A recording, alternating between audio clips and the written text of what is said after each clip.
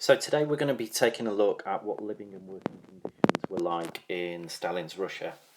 Now you already know quite a bit about this because you've studied collectivization, so you've seen what living and working conditions were like a little bit in farms in the countryside. And you've also studied industrialization during the 1930s, which obviously will help you deciding and giving details about what working conditions and living conditions were like in Stalin's Russia of the 1930s too. So we're going to do three things today. We're going to start by looking at working conditions in towns. Number two, we're going to look at living conditions in towns. And finally, number three, we're going to look at life in the countryside. In all of those things, we're going to be asking whether life improved, whether it got better, whether it got worse, and so on. You are using your textbook, page 112 to 114, to make notes about this.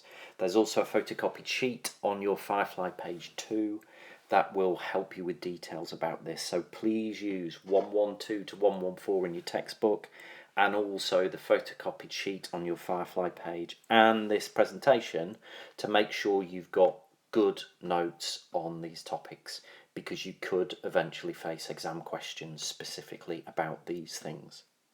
So, starting with number one, we're looking at working conditions in towns.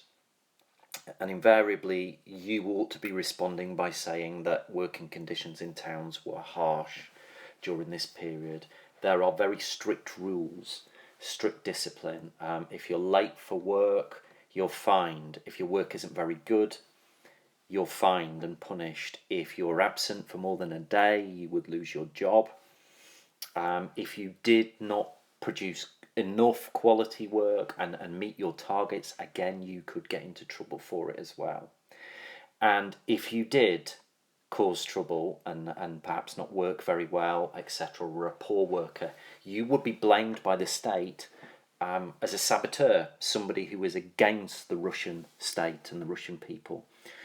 Secret police would encourage workers to inform on each other too, so you had to be very, very careful. And if you were punished, you could be sent to a gulag, a labour camp. You could be shot for being a saboteur and being a wrecker, as Stalin used to call them.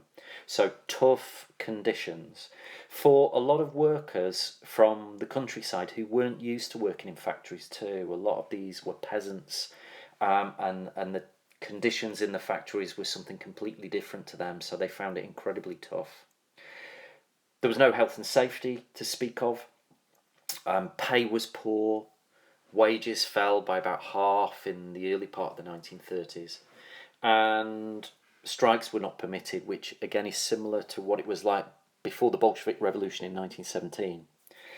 If you were really unlucky, and the chances are you'd been already sent to a gulag or a labour camp, you were probably put to work on a huge infrastructure project.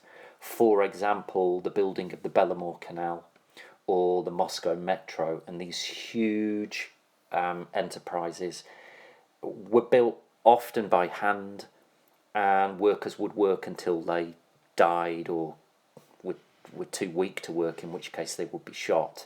So overall, working conditions in towns are pretty awful during this period here of industrialisation. Which brings us on to living conditions in towns.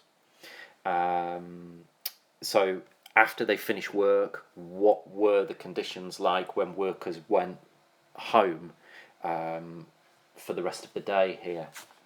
And their living conditions weren't much better, to be honest. And a lot of this is because a lot of these towns were just not prepared for the influx of workers during this period. They weren't built for them, as a result of which they lacked the infrastructure, these towns. The transport systems didn't work properly, the water supply wasn't there, the sewer systems weren't there, and a lot of the housing was in overcrowded, run-down buildings with no sanitation, poor ventilation. So there were problems like disease and that came from this overcrowding too.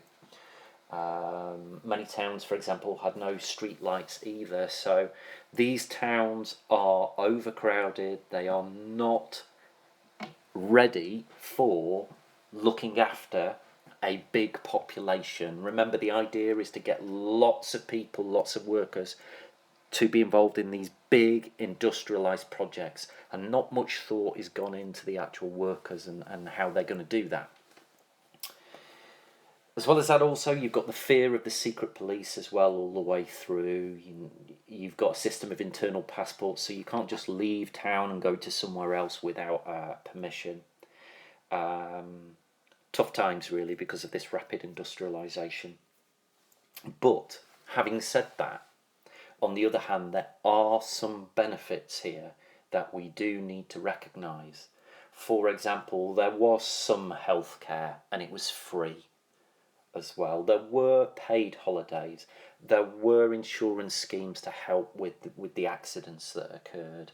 There was entertainment. There were film shows. There were sports facilities. There was entertainment. A lot of that was propaganda, of course. And the other aspect here that is perhaps important to understand is, during the 1930s, in the rest of the world, you do have the Great Depression, meaning mass unemployment. Now, you did not have that in Russia, the Soviet Union, during the 1930s. Everybody had a job. So when you put it in that context, at least the people in Russia had a job and were getting paid, whereas people in places like Western Europe and the USA were going through the Great Depression during this period as well. So there are some benefits, but there are obviously some disadvantages of living in a city during this period too. Now, if we move on to number 3, which is life in the countryside during this period, you already know a lot about this because of the studies you've done on collectivisation.